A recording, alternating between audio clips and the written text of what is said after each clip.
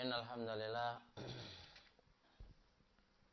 nahmaduhu ta'ala wa nasta'inuhu wa nastaghfiruh wa na'udzu billahi min syururi anfusina wa sayyiati a'malina. May yahdihillahu fala mudhillalah wa may yudlil fala hadiyalah. Asyhadu an la ilaha illallah wahdahu la syarikalah wa asyhadu anna Muhammadan abduhu wa rasuluh. Amma ba'd,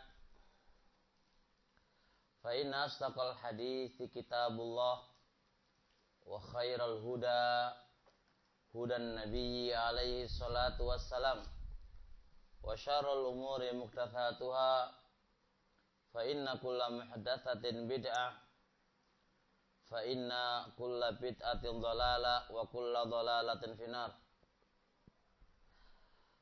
Alhamdulillah, Allah Subhanahu wa taala mempertemukan kita kembali dalam rangka tafaqquh fi dinillah, memahami agama Allah Subhanahu wa taala. Wa kama yaqulu Rasul alaihi salatu wassalam, may yuridillahu bihi khairan yufaqihu fid din. Barang siapa yang Allah pahamkan, barang siapa yang Allah inginkan kebaikan, maka Allah akan pahamkan dalam agama. Berarti salah satu ciri Allah itu kehendaki padanya kebaikan, Allah pahamkan dia dalam agama. Mafhum mukhalafahnya, kalau kita nggak paham dalam agama, berarti apa? Allah tidak menghendaki dari kita kebaikan. Berarti kalau kita tidak menempuh mencari ilmu, nggak mencari ilmu, kalau kita nggak mencari ilmu, bisa jadi itu adalah salah satu dari kita itu tidak diinginkan kebaikan oleh Allah Subhanahu wa taala. Nas'alullah salam wal afiyah. Kita bersyukur kepada Allah Subhanahu wa taala, mudah-mudahan kita termasuk bagian dari orang-orang yang Allah kehendaki kebaikan. Tema yang kami akan bahas di sini bareng-bareng, yang ngaji bareng-bareng ini, insya Allah terkait dengan masalah bab penyakit hati. Yang tadi sebelum duhur pembahasan penyakit apa? Penyakit rogo, penyakit badan disebabkan karena jin. Ya. Sekarang kita bahas penyakitnya hati. Hati sama aja dengan badan. Nah, hati sama aja dengan badan. Badan, ada badan yang hidup, ada badan yang sakit, dan ada badan yang mati. Begitu pula hati. Begitu pula hati. Ada hati yang mati, ada hati yang hidup, ada hati yang sakit. Ada hati yang sakit. Sama. Sebagaimana badan juga butuh makanan, hati itu juga butuh makanan. Makanannya badan ma'ruf, nasi, gorengan, minuman, terus seterusnya. Makanannya hati adalah zikrullah, zikir kepada Allah, membaca Al-Quran, ketaatan, dan seterusnya. Sekarang yang ana akan bahas di sini, ikhwanana, mudah-mudahan bermanfaat untuk kita semuanya,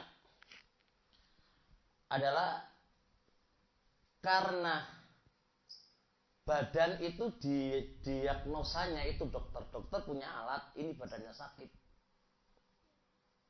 Atau ini kena jin, ada tukangnya. Satwandi kan tukangnya jin, ngerti ini kena jin atau enggak kan gitu. Sekarang kita butuh bahas, kalau hati itu sakit, hati itu mati, gimana tandanya? Ya kan? Ini yang butuh kita bahas. Biar kita itu tahu, hati kita itu mati apa hidup. Dan ini penting. Banyak kaum muslimin memperhatikan badannya sakit atau sehat, sehingga dia cek setiap bulan, ceknya darah, cek ini. Setiap saat itu diperhatikan itu. Makanannya juga diperhatikan, semua diperhatikan. Itu kalau badannya. Tapi apakah kita pernah ngecek hati kita ini hidup apa mati? Apa sakit? kecuali sedikit yang mau mengeceknya. Sedikit sekali kaum muslimin mau mengeceknya. Berbeda dengan masalah ngecek badan, sakit apa enggak, supaya sehat bagaimana. Oh, mereka luar biasa. Mereka luar biasa. Inilah yang kita akan bahas. Mudah-mudahan dengan harapan kita semua bisa ngecek, kemudian dibawa ke dokter gitu kan ya, spesialis, kemudian berupaya bisa sembuh dari penyakit hati itu sendiri. Di sini dijelaskan oleh para ulama rahmatullah alaih, min alamati mautil qalbi, termasuk tanda-tanda matinya hati. Termasuk tanda-tanda matinya hati adalah adamul hazani, enggak sedih, ala ma fataka minat ta'ah, ketaatan yang sudah luput dari kamu. Ketaatan yang luput dari kamu tuh enggak sedih. Masya Allah. Kira-kira mati enggak di kita ini? Jelas mati di sini. Berapa banyak ketaatan yang lepas dari kita nggak sedih. Contoh, tadi siang ketaatan sebelum zuhur dan ngaji kan ketaatan. Terus kita nggak ngaji, kira-kira sedih apa enggak? Oh enggak. Bedakan, tapi kalau sebelum zuhur tadi ada pembagian uang 1 juta, lalu kita nggak dapat, sedih apa enggak? Bedanya di sini. Itu berarti hati kita itu lagi sakit. Hati kita itu mati. Atau tadi siang itu pembagian akhwat. Ada orang punya anak perempuan banyak sekali gitu, cantik-cantik. Nah, siapa yang datang lebih dulu? Jam 10 tet, tak kasihkan anakku. Wah, rebutan. Bahkan sudah pasang kuda-kuda banter-banteran. Tapi kalau andai kata ketaatan itu tadi, oh terlambat datangnya, ini kayak ada aja ini kayak. Bahkan bisa jadi bertengkar sama istrinya. Kenapa kamu nggak bangunkan saya jam 10 tadi? Ini lepas ini saya ini. Wah, lepas. Tapi kalau nggak taklim tadi, nggak ada ketaatan tadi, nggak taklim tadi, oh nyantai, bisa nanti kok. Itulah tanda hati kita itu lagi sakit. Hati kita itu mati di sini. Nah, banyak lagi contoh. Semalam sholat lail apa enggak semalam? Enggak sholat lail. Ya Allah, kenapa tadi enggak sholat lail? Enggak ada rasa sedih. Enggak ada rasa sedih sama sekali. Enggak ada rasa sedih sama sekali. Seluruh ketaatan hampir rata-rata kita itu lepas. Kita itu udah enggak ada rasa kesedihan. Merembet dari ini, yaqulu Ibnul Qayyim rahimahullah. Tolong direnungkan.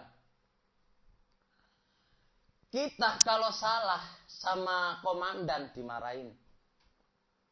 Kita kalau salah sama orang tua dimarahin. Kita kalau salah sama guru kita dimarahin. Kita itu sering salah sama Allah, tapi kok nggak dimarahin ya? Kok nggak dihukum ya?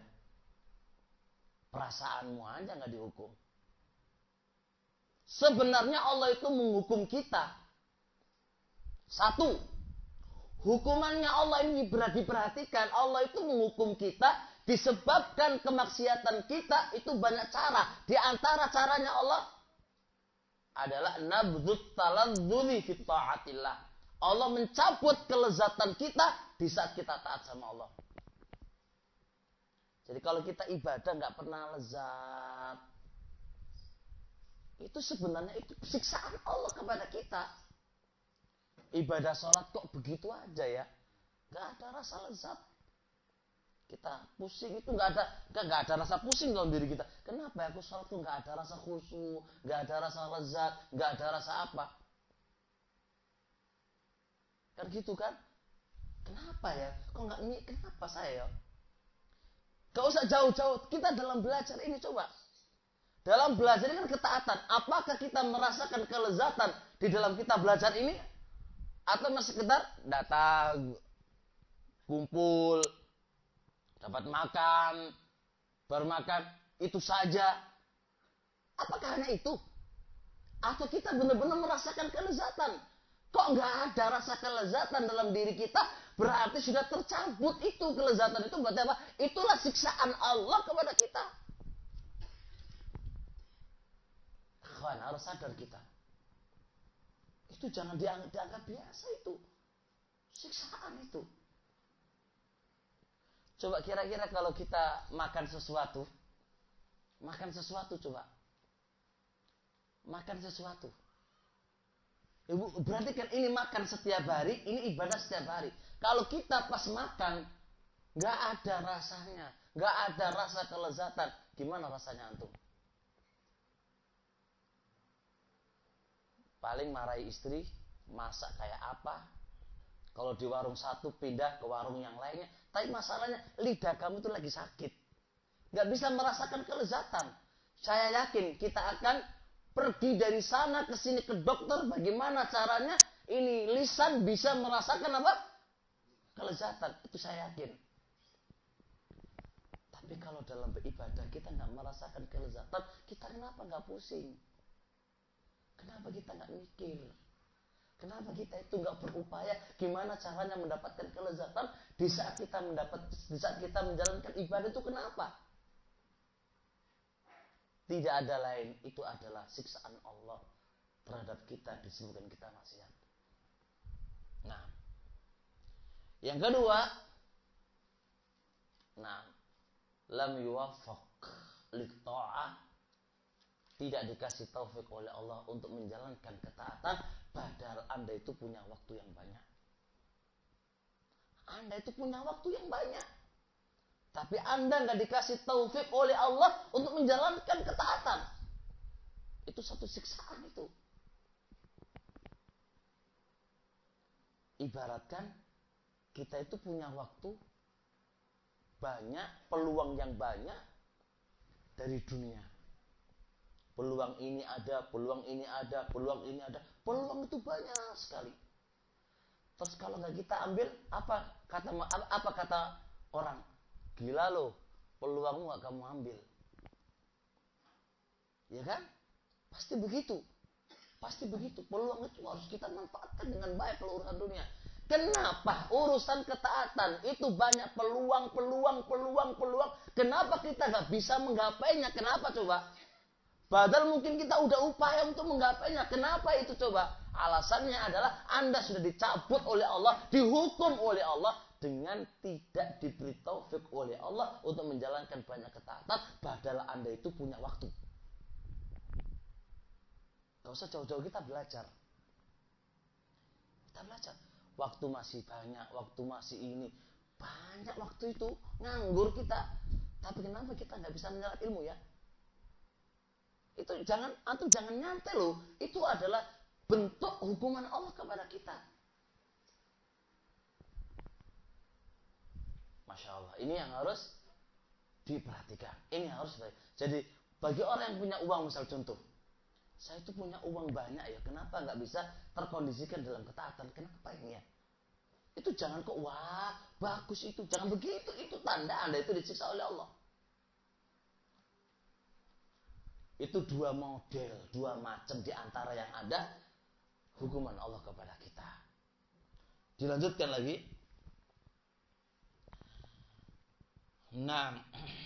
Wa tarkun nadami ala ma fa'altahu minadh-dhunubi waz-zallati. Anda tidak menyesal di saat Anda melakukan dosa dan tergelinciran. Kalau Anda tidak merasa berdosa di saat Anda melakukan dosa dan ketergelinciran, kok nggak ada menyesal, berarti hatimu itu lagi mati, hatimu itu sakit.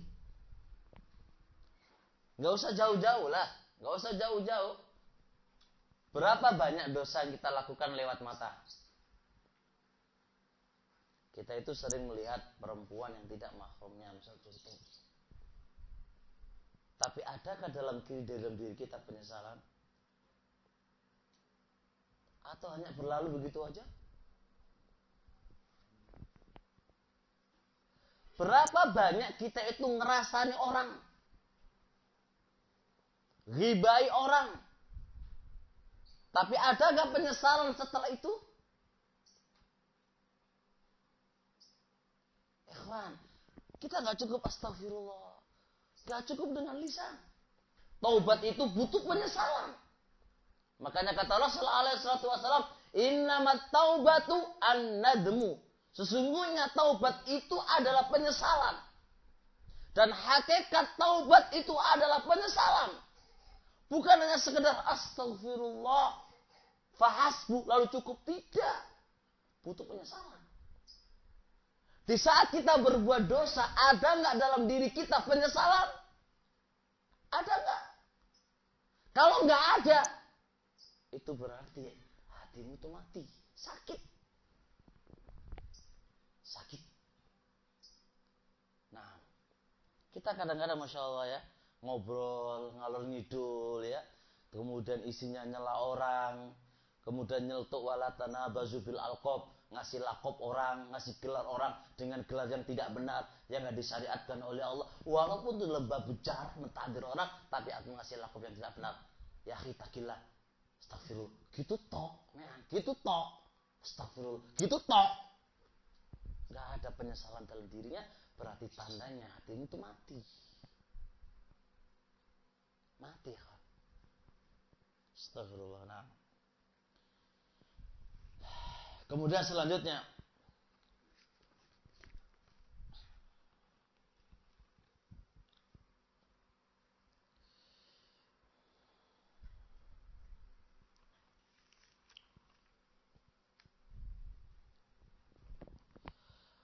wa min alamati taufiq,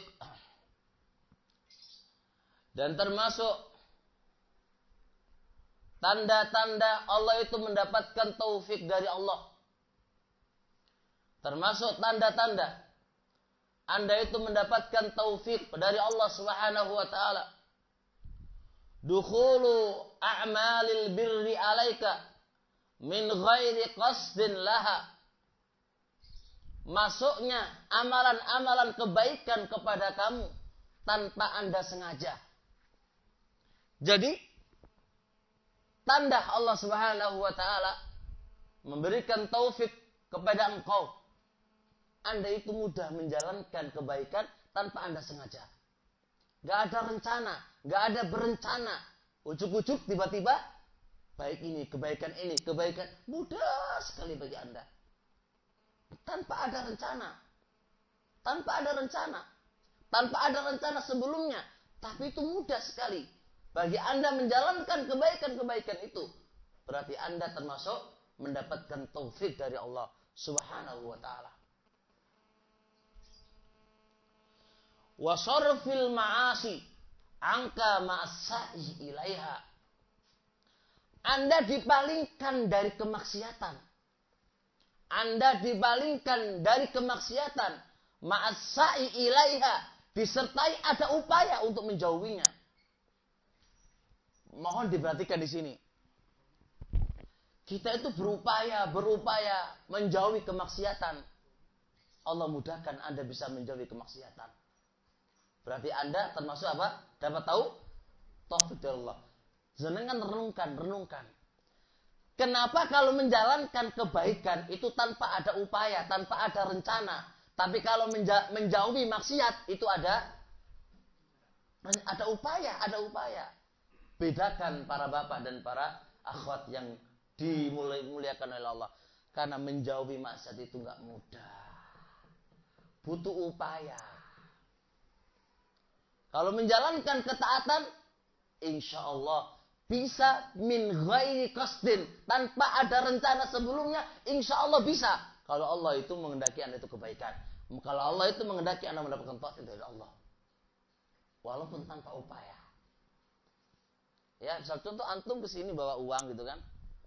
Cukup lihat Ustaz Zuhri, Masya Allah kok gini. Ini satu. Tanpa rencana. Beda dengan di rumah anak punya uang nanti kasihkan Ustaz Zuri, nggak ada rencana apa-apa, masya Allah, mudah. Antum nggak ada rencana, gitu kan, nggak ada rencana, masya Allah lihat datang langsung saliman semuanya, tasakot, khotoyau, kejelekan itu runtuh semuanya tanpa ada rencana. Kita kesini tadi itu zikir pagi dan sore tanpa ada zikir pagi sore. Ketika itu zikir pagi sore, masya Allah, baca subhanallah, astagfirullah. Di perjalanan kita itu baca astagfirullah, astagfirullah, subhanallah tanpa ada rencana. Mudah sekali. Kalau antum dimudahkan oleh Allah, berarti tanda Anda mendapatkan taufik dari Allah. Begitu. Nah, kemudian seterusnya.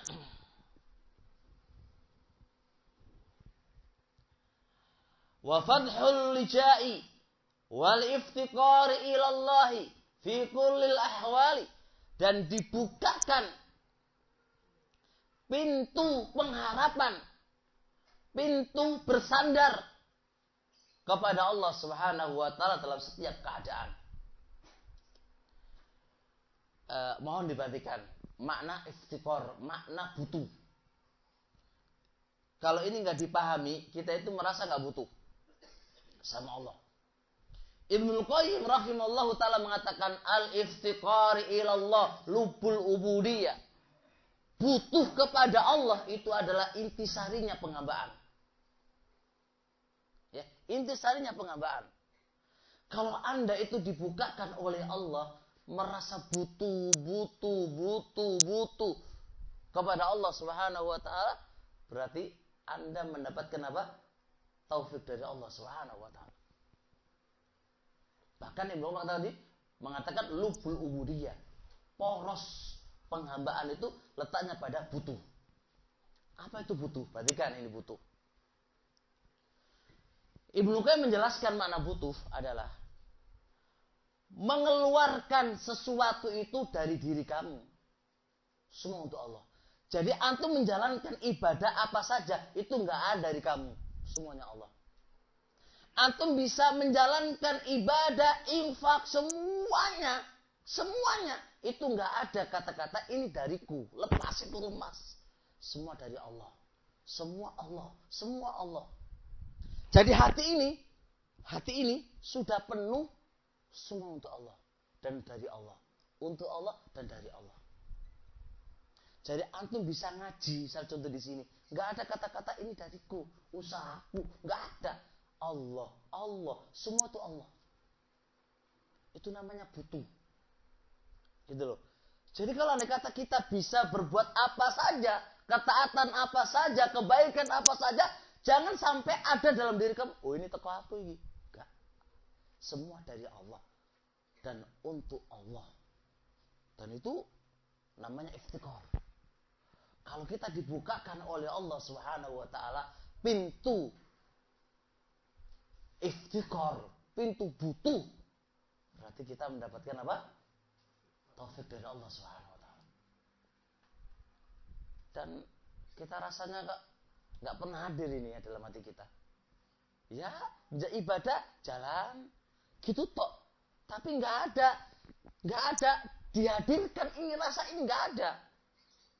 Coba ini hadirkan ya kawan. Contoh kita ngaji ini. Hadirkan, saya bisa ngaji dari mana coba? Dari Allah dan untuk Allah. Hadirkan. Jangan sekedar hanya jalan. Jangan sekedar hanya berjalan apa adanya. Tidak. Hadirkan, itu hadirkan. Semua yang ana jalani, semua yang ana lakukan, semua adalah dari Allah dan harus untuk Allah. Gak ada dari kekuatan kita, sedikit pun gak ada. Nah, itu namanya iftiqar. Dan kalau kita dibukakan oleh Allah Subhanahu wa taala sifat iftiqar ini, berarti ini adalah tanda taufik. Tanda dapat mendapatkan apa? Taufik dari Allah Subhanahu wa taala. Nah. Kemudian seterusnya, wattiba'us sayyi'ati bil hasanah. Tanda orang itu mendapatkan taufik dari Allah Subhanahu wa taala setelah dia berbuat dosa, dia ikutkan dengan kebaikan. Jadi saya contoh, saya tadi ke sini lihat perempuan kok cantik sekali ya. Langsung bawa uang, sedekah nih. Jadi setiap dia berbuat kejelekan itu langsung diiringi dengan apa? Kebaikan. Harusnya begitu. Tadi kan aku megang perempuan, bos sengaja atau nggak sengaja, kemudian nafsu saya kok semangat, langsung pulang, sedekah, berbuat kebaikan. Setiap kali diri. Nah kalau berbuat maksiat bareng ngono menengai istighfar astagfirullah, enggak. Itu loh piye. Jadi kalau kita tadi lagi ngomong salah terus astagfirullah ngono tok ayo enggak iso. Diiringi dengan kebaikan. Diiringi dengan banyak kebaikan. Jelasin ya kawan? Ini harus diperhatikan di sini. Nah, selanjutnya lagi, wa idhamul dzanbi fi qalbika wa in kana min saghairi dzunub. Dosa itu terasa berat di hati kamu. Walaupun itu dosa kecil. Walaupun itu dosa kecil, ketika Anda melakukannya dan menjalankannya, itu terasa berat sekali. Berat sekali. Masya Allah. Berarti ada dosa kecil, ada dosa besar. Dosa besar itu kayak apa? Bobitnya, dosa kecil itu kayak apa? Imam Zahabi rahimahullah ta'ala dalam kitab Kabair membedakan antara dosa kecil dan dosa besar. Kapan dikatakan dosa besar? Dosa besar itu adalah dosa yang ada wa'idah, ada ancamannya. Kemudian melakukan perbuatan dosa, setelah itu ada akibat dan ada siksaan, ada laknat. Nah, itu namanya dosa besar. Namanya dosa besar. Kalau dosa kecil sekedar dosa, akibat daripada itu tidak ada. Sekarang soal ikhwan. Kita tadi melihat perempuan kan di jalan, yang nggak pakaian tadi kan, dilihatkan itu kan, Indra ya kan ya, Pak Indra, iya, banyak masya Allah. Oke lah itu dosa kecil. Oke lah dosa kecil. Terus kira-kira dalam hati kita gimana coba? Biasa atau berat dalam hati kita itu? Biasa Ustaz. Kalau begitu kita sama-sama kan, berarti mati hati kita. Itu. Jadi, salah contoh tadi, kita ngerasani orang itu dosa apa coba? Oh besar. Ngerasani orang itu bukan dosa kecil, dosa besar. Hah? Ngerasani orang itu ghibai orang, ngomongi orang dari belakang, menjelek-jelekan orang dari belakang. Itu dosa besar, jangan dianggap kecil itu. Gede, besar. Dosa besar aja nanti, mana dosa kecil ya, khitakillah. Dosa mati apa? Mati hati kamu itu sudah. Cepat-cepat dibawa ke dokter. Bahkan dia nggak merasa dosa. Lebih ngeri lagi. Menjelek-jelekan saudaranya lewat belakang, ini, nggak merasa dosa. Lebih lucu lagi, nggak merasa dosa. Tambah lebih lagi ngeri. Sudah mati hatimu itu sudah. Udah, tinggal dikubur aja itu sudah. Kalau merasa dosa agak mendingan gitu kan, ini nggak merasa dosa. Wah nggak, itu dosa tapi nyantai aja, itu mati hati kamu, apalagi nggak merasa dosa, lebih-lebih lagi sudah. Dan astagfirullah, kita itu kadang-kadang ngobrol, nggak ada jalurnya, ujuk-ujuk temen disikat dari belakang, ya, disikat dari belakang. Ngobrol, asalnya ngobrol, minum kopi, tertawa, ujuk-ujuk ghibai orang, tanpa sadar sama sekali. Tanpa sadar, lewat begitu saja. Setelah itu pun nyantai, kayaknya nggak ada beban dan dosa. Astagfirullah. Gitu loh kawan. Coba, mari. Karena apapun keadaannya kita ini susah. Nah, kemudian seterusnya, Wal iktsaru min dzikrillah wa hamdi wa syukri. Memperbanyak zikir kepada Allah Subhanahu wa taala. Itu tanda Anda mendapatkan taufik. Tanda Anda mendapatkan taufik dari Allah Subhanahu wa taala adalah Anda banyak berzikir. Kira-kira dari pagi sampai sore ini zikir apa coba? Wah, zikir nyebut manusia toh? Ya kan? Zikirnya apa? Ngerasanya orang, dibayar orang kan dari tadi pagi sampai sekarang. Itu zikir kita. Zikir kita nyebut fulan, fulan, fulan, harusnya astagfirullah, subhanallah. Enggak. Yang disebut fulan begini, fulan begini, fulan begini, fulan begini. Nah ini fulan begini, fulan begini, fulan begini, fulan begini.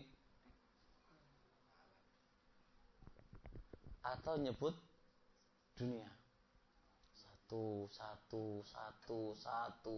sebutin semuanya. Mana zikir kita ya kawan? Jadi kalau kita nggak berbanyak zikir, itu tanda hati kita mati sudah. Mati sudah itu. Nah, jadi tadi kita belajar apa? 6 poin-poin yang telah disebutkan oleh Ibnu Qayyim rahimahullah taala. 6. Tadi rahmat tadi apa? Tanda matinya tidak berapa tadi? 2. 1. Tidak bersedih ketika tertinggal ketaatan. Yang kedua, tidak menyesal melakukan sesuatu yang diberkahi Allah. Iya, tidak menyesal ketika dia melakukan kemaksiatan kepada Allah. Tanda orang itu mendapatkan taufik Zuri, Ustaz Zuri.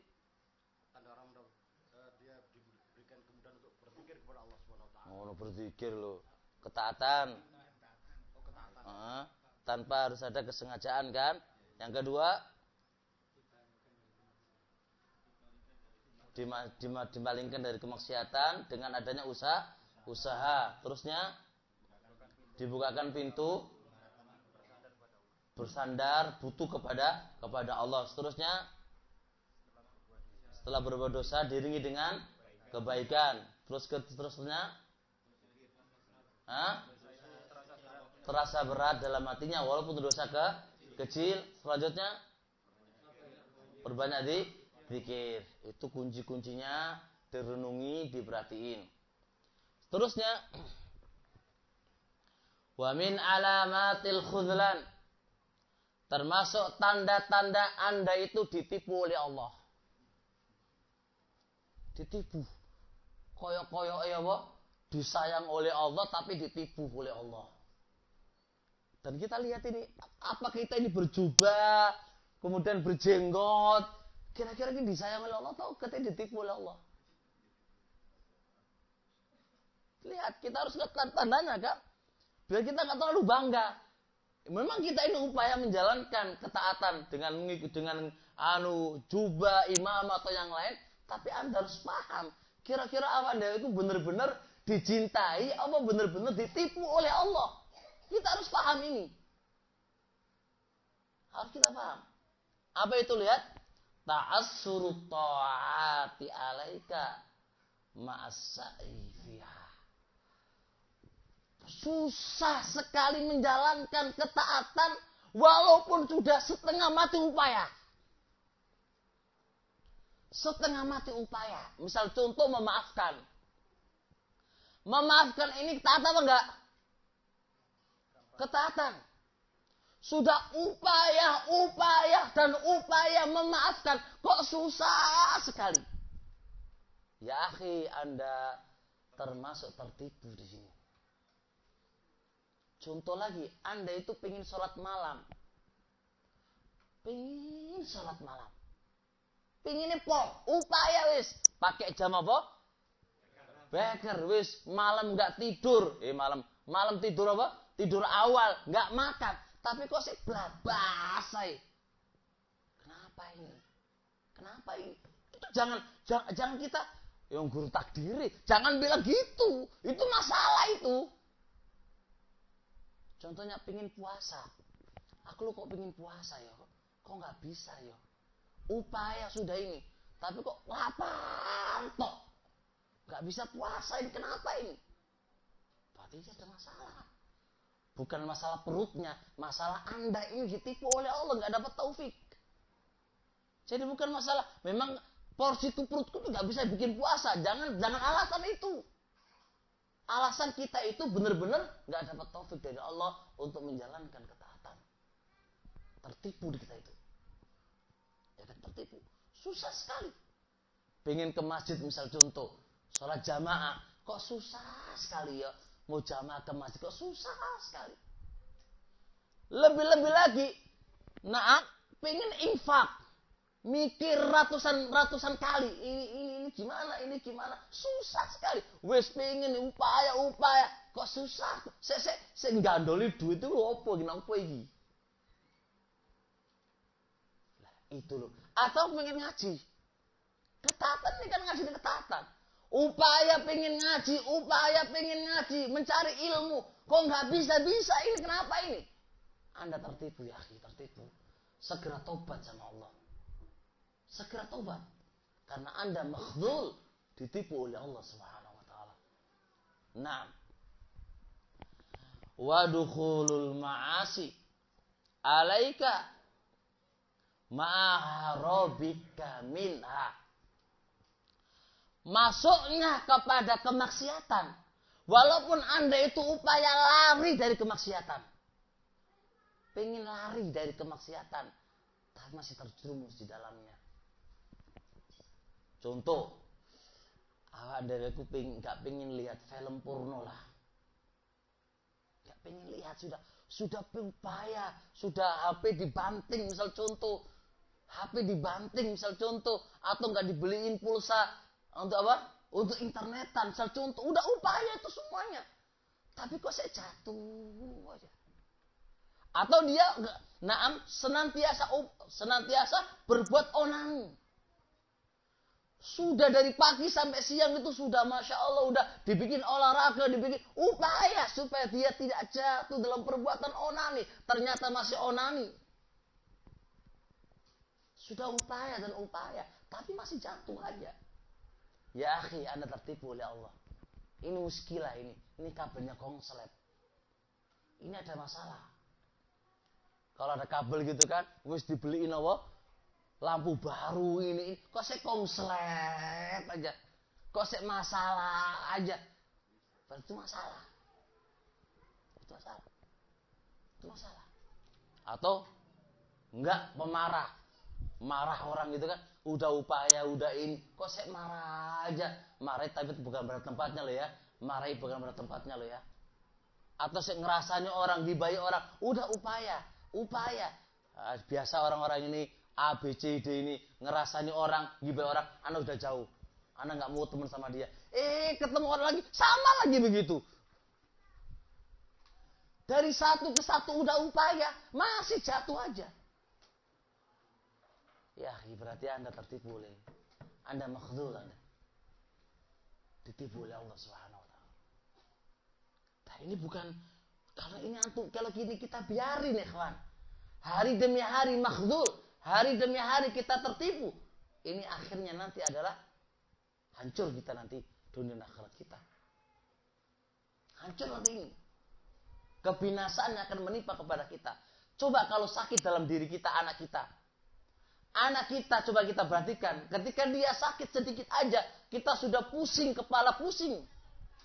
7 keliling atau ratusan keliling kepala kita untuk bagaimana mendatangkan dokter spesialis yang lainnya. Karena anak kita. Kalau anak kita susah menjalankan ketaatan, apa kita sepusing itu? La. Tanda. Kita itu benar-benar sudah diambang kehancuran kita itu sudah. In sadaro, jikalau dia sadar. Sadar itu bahasa Arab kan sadaro ya. In sadaro jikalau dia sadar lagi.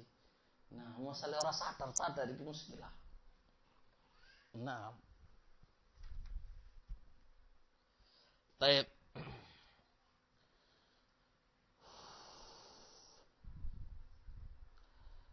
Kemudian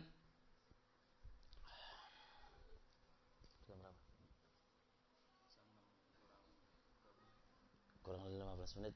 Baik, kurang 15 menit. Masih panjang juga pembahasannya. Barangkali para jamaah ada yang nanya gitu kan. Ya kami karena tadi dikasih waktu diancar-ancar, Ustadz 1 jam aja lu ya 1 jam gitu kan, 1 jam gitu kan. Jadi apa jadi kurang 1/4 jam, kurang 10 menit ya, kurang 10 menit, kurang 10 menit ya. Siapa yang pengen bertanya, monggo ya.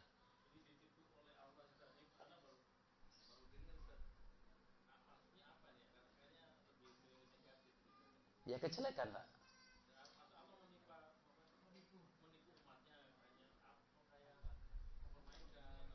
Iya bahasanya makna makhlul itu bahasa apa? Bahasa makna terjemahannya itu ditipu oleh Allah. Makna zalika Allah nggak ngasih taufik kepada dia. Allah nggak ngasih kebaikan kepada dia. Ada mana makhlul. Jadi Allah nggak ngasih kebaikan. Ditipu oleh Allah mana dia gak untung. Kayak kita dalam berdagangan gitu kan. Ditipu nggak dapat untung. Tapi berarti kan masa Allah menipu hambanya gitu kan. Makna zalika adalah Allah nggak ngasih kebaikan kepadanya, Allah nggak ngasih taufik kepadanya. Ada sedikit poin yang harus saya perhatikan. Ustaz, kalau kita nggak mendapatkan taufik itu kan takdir. Jamaah yang mudah-mudahan diberkahi oleh Allah, jenengan harus paham. Allah Subhanahu wa ta'ala ketika tidak memberikan taufik kepada kita, pahami. Allah itu alimun qadir, maha mengetahui. Dan maha bijaksana meletakkan sesuatu pada tempatnya. Poin yang kedua, pada kata Ibnu Qayyim. Ketika Allah nggak memberikan taufik kepada Anda, memang Allah tahu hati kamu tuh nggak bisa menerima taufik itu. Jadi kalau kita itu tidak mendapatkan taufik dari Allah, berarti Allah itu ngerti hatimu itu masih masalah. Gak layak mendapatkan petunjuk dan gak layak mendapatkan taufik. Itu masalahnya di sini. Berarti kalau begitu keadaannya, benarkan hatimu dulu. Biar mudah mendapatkan taufik. Bersihkan hatimu dulu. Biar mendapatkan taufik. Bersihkan dulu hati kamu supaya mendapatkan petunjuk. Karena memang masalahnya ini nggak bisa menerima. Nggak bisa menerima. Jadi Allah kalau ada kata dipaksakan pun nggak bisa. Karena memang nggak bisa menerima yang tempat. Gitu loh. Lah jadi jangan kita pahami. Wah takdiri Allah kok. Lah. Berarti sebab amalan kita, sebabnya kita. Berarti kita tempatnya tidak tempat mendapatkan petunjuk atau mendapatkan hidayah. Karena diri kita nggak pas. Berarti masalah. Iya. Nggak ada yang lain? Ya. Taufik itu waffaqa yuwaffiqu taufiqan. Orang itu mendapatkan taufik, dimudahkan oleh Allah mendapatkan hidayah. Dimudahkan oleh Allah mendapatkan kebaikan. Itu namanya waffaqa yuwaffiq. Waffaqa itu bahasa Indonesia mendapatkan taufik. Mana dzalika? Allah Subhanahu wa taala memudahkan dia mendapatkan kebaikan, memudahkan dia mendapatkan petunjuk, memudahkan dia untuk memudahkan dia dalam ketaatan. Itu namanya taufik.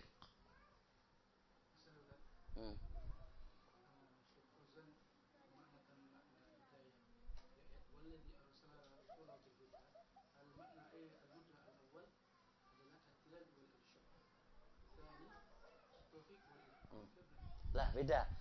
Jadi hidayah memang terbagi dua. Ada hidayah taufik dan ada hidayah irsyad. Hidayah taufik hanya milik Allah. Allah Subhanahu wa taala yang berhak untuk ngasih hidayah taufik. Hidayah itu apa? Memberikan kebaikan dia, Allah memberikan kemudahan ketaatan, itu hidayah taufik. Yang artinya hidayah irsyad adalah hidayah bimbingan. Semua manusia bisa memberikan hidayah, tapi hidayah apa? Hidayah bimbingan irsyad. Manusia ketika ngasih bimbingan belum mesti mendapatkan taufik, belum mesti mendapatkan taufik. Nah, kita semuanya ini sekarang anak ngaji sekarang ini. Dengan kalam yang anak sebutkan tadi, apakah nanti Anda menjalankannya? Belum tentu menjalankannya. Saya sekedar memberikan hidayah bimbingan. Tapi apakah Anda menjalankan apa yang Anda sampaikan? Belum tentu menjalankannya. Nunggu hidayah taufik dari Allah Subhanahu wa ta'ala. Ya, kita berharap. Kalau Anda kata kita nggak bisa menjalankan. Kenapa ini? Kita udah disampaikan, dikasih mau'izah, dinasihati. Kenapa kita kok nggak bisa menjalankannya? Jawabannya karena kita nggak mendapatkan taufik apa? Hidayah taufik. Kenapa kita nggak mendapatkan hidayah taufik? Karena hati kamu tuh belum bisa menerima hidayah itu. Berarti yang masalah itu hatimu. Jadi jangan kita contoh. Kenapa sih saya dapat nasihat dari tadi? Kok nggak bisa jalanin ya? Kenapa sih saya kok nggak bisa jalanin ya? Kenapa saya kok nggak bisa meninggalkan apa? Meninggalkan kemaksiatan. Kenapa ya? Kenapa saya kok nggak bisa meninggalkan suka ngomentari orang, suka jelek-jelekan di belakang? Kenapa saya nggak bisa meninggalkan ya? Berarti Anda belum mendapatkan taufik dari Allah, hidayah taufik kan? Kenapa saya kok nggak mendapatkan hidayah taufik? Karena hati kamu nggak bisa menerima. Berarti masalah hatimu itu. Perbaiki hatimu itu supaya mendapatkan apa? Hidayah taufik dari Allah Subhanahu wa taala. Walaupun hidayah taufik dipegang oleh Allah, tapi sebab untuk mendapatkannya adalah bersihin hatimu itu. Kenapa ya sekarang saya kok pendendam aja? Sedikit masalah kena dendam, gak bisa lapang dada. Kenapa ya? Itu masalah. Kita udah disampaikan baca hadis, ribuan hadis tentang kita harus samaha, kita harus bertoleransi, kita harus berlapang dada. Adilah ini buahnya sekali. Kenapa saya nggak bisa menerima ya? Berarti masalah hatimu itu. Konslet sudah itu. Harus diperbaiki. Tahu konslet ya? Tahu. Nah. Betul masalah berarti. Nah, itu masalahnya. Nah.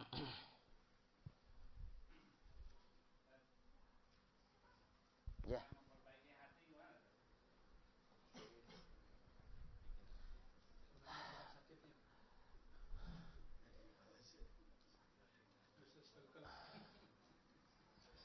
Gini. Barakallahu fikum. Orang sakit itu harus datang ke dokter. Orang sakit datang ke dokter. Terus kalau datang ke dokter dikasih resep, jalanin gitu kan. Taib. Kalau penyakit hati, kita lari kemana? Kepada Al-Quran hadis. Kepada orang membawa Quran dan hadis. Dijelasin begini, ya harus dijalani resepnya dan upaya untuk menjalaninya. Maka dengannya akan sembuh dengan izin Allah Subhanahu wa taala. Taib. Selanjutnya ini ada poin penting. Aduh, masih ada habis waktunya ya. Masih ya, nggak apa-apa kan ya?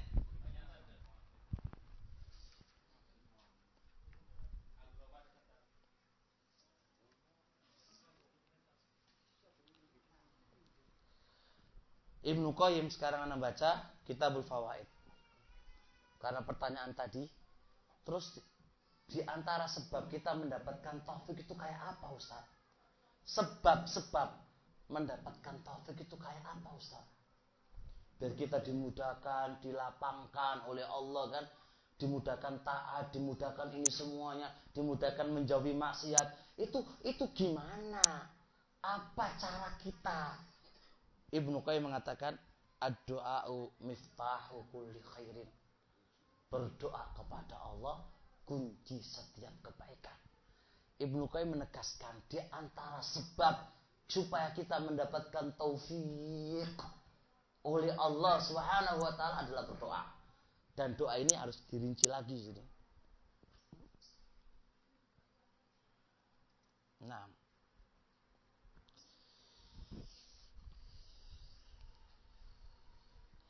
Qala Ibnu Qayyim rahimahullah. Perhatikan di sini. Waqad ajma'al 'arifuna ala anna kulla khairin fa'asluhu bitaufiqil lil 'abdi wa kulla syarrin fa'asluhu khudlanu li 'abdi.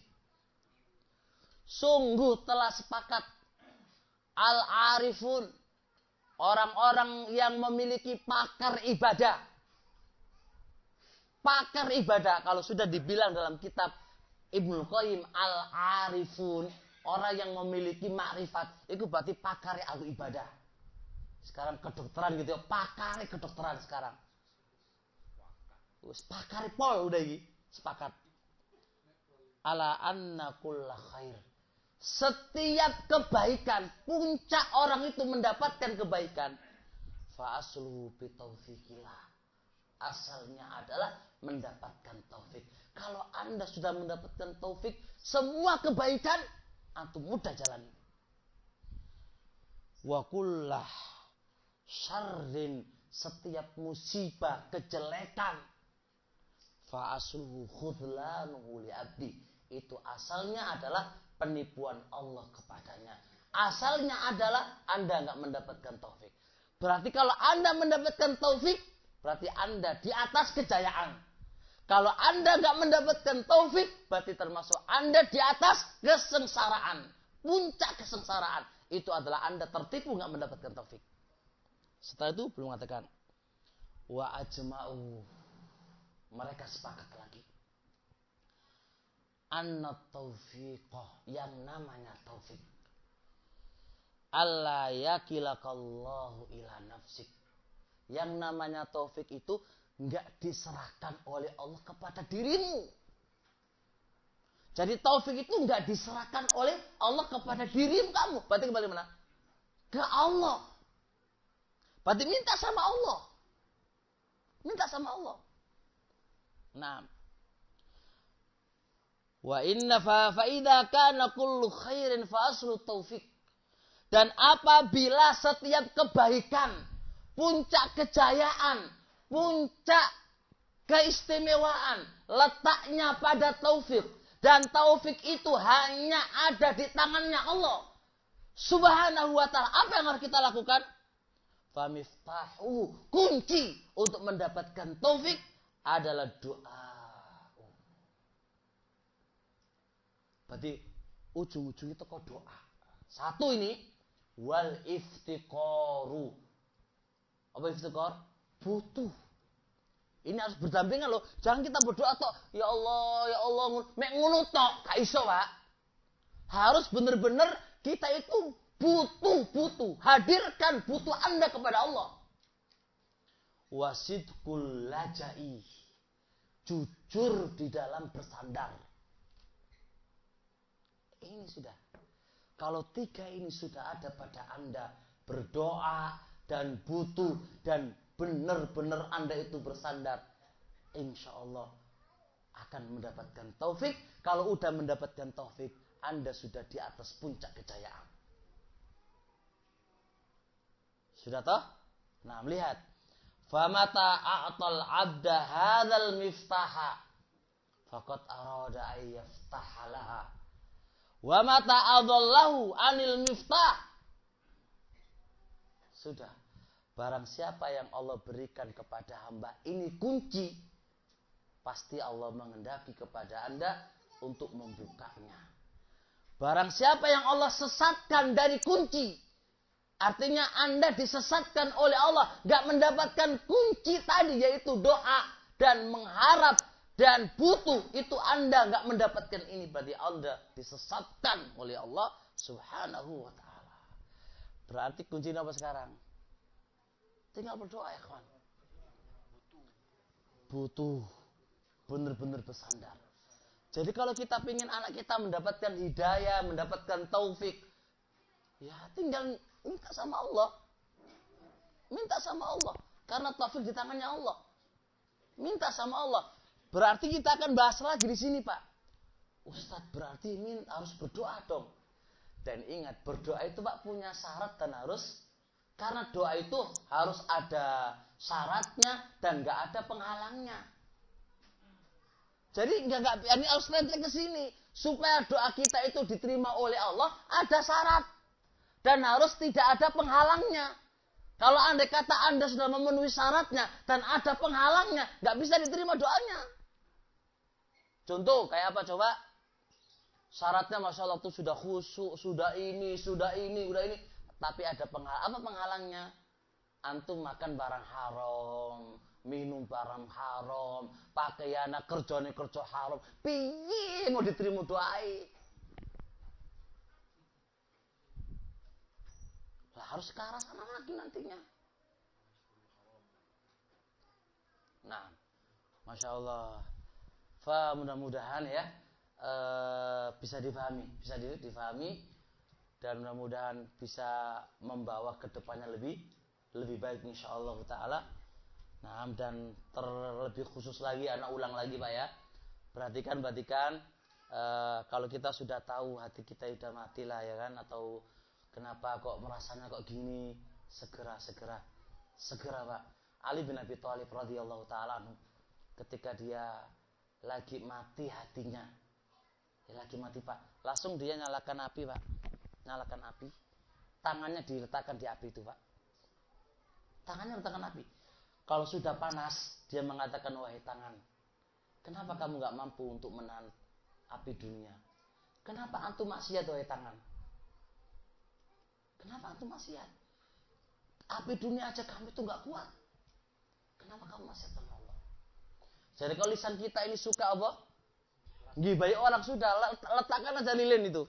Masukkan aja ke lidah kamu itu. Kalau nggak kuat, kenapa kamu itu? Ini siksaan dunia. Kenapa kamu nggak kuat? Itu adalah pelunak hati. Itu membuat hati itu nggak mati. Gitu loh. Itu harus begitu. Ali bin Abi Thalib radhiyallahu taala. Ada juga riwayat lagi. Mereka itu membuat kuburan di rumahnya. Kuburan Pak. Kalau hatinya lagi sakit dan mati, dia masuk dalam kuburan. Kuburan itu. Dan dia mengatakan, betapa sempitnya rumah ini. Betapa sempitnya rumah ini. Dan betapa gelapnya rumah ini. Kalau sudah merasakan begitu, kenapa saya masih maksiat kepada Allah? Kenapa masih sakit hati saya? Kenapa masih sakit? Kenapa kita nggak lapang dada? Kenapa kita masih punya penyakit hasad dan yang lainnya? Itu semua adalah bentuk apa? Bentuk supaya itu gak mati. Supaya itu gak mati.